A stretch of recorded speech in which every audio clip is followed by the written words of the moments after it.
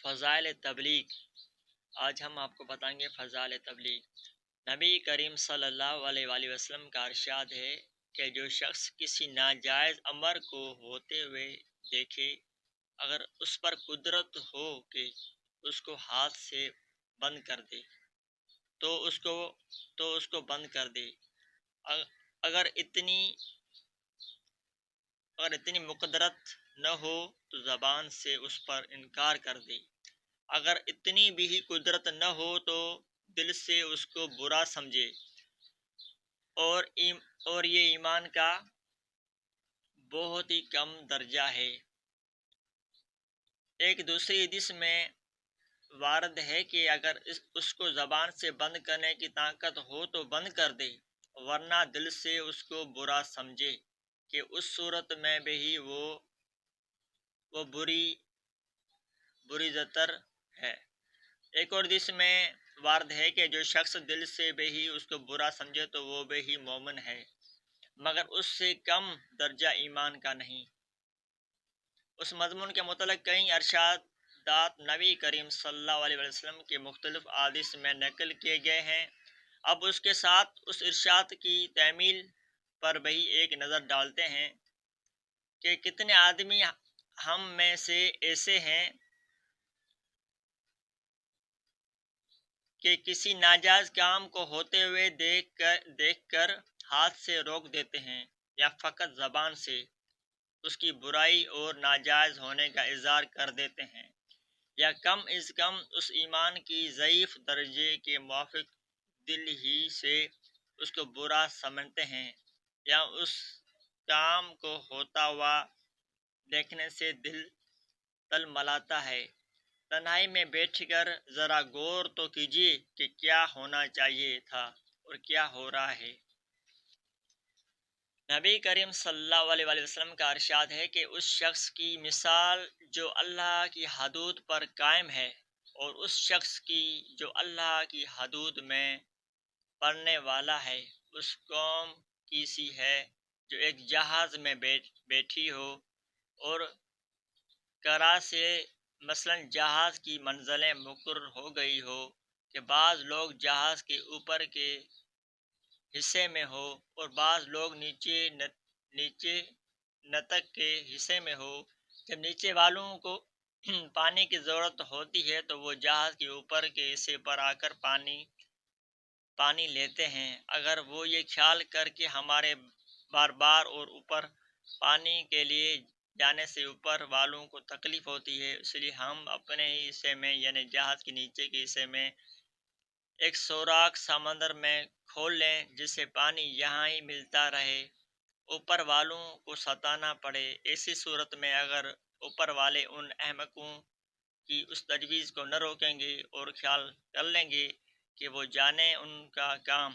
ہمیں ان سے کیا واسطہ، تو اس صورت میں وہ جہاز غرق ہو جائے گا اور دونوں فریق ہلاک ہو جائیں گے،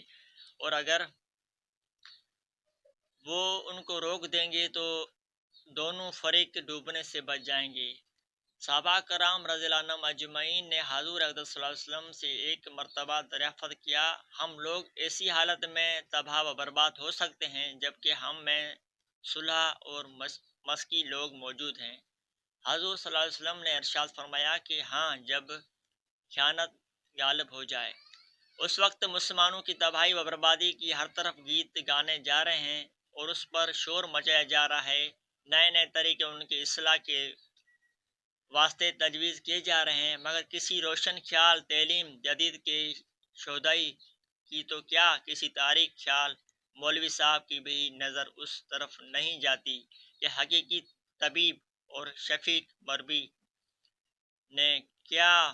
مرض تشخیص فرمایا اور کیا علاج بتلایا ہے، اور اس پر کس درجہ عمل کیا جا رہا ہے۔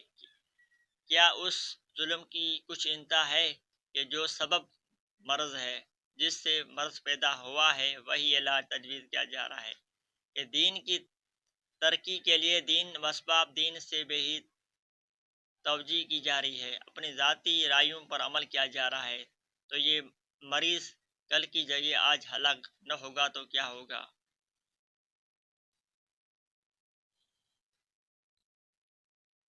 نبی کریم صلی اللہ علیہ وآلہ وسلم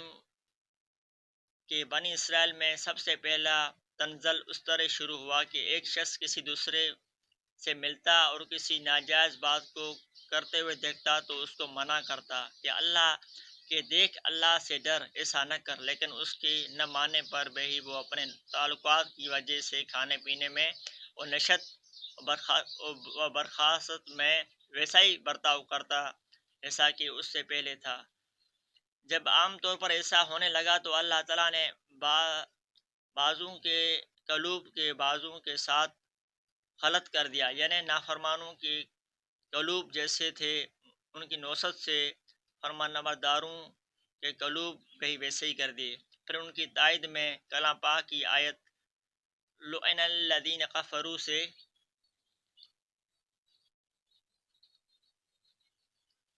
علی الحق اترا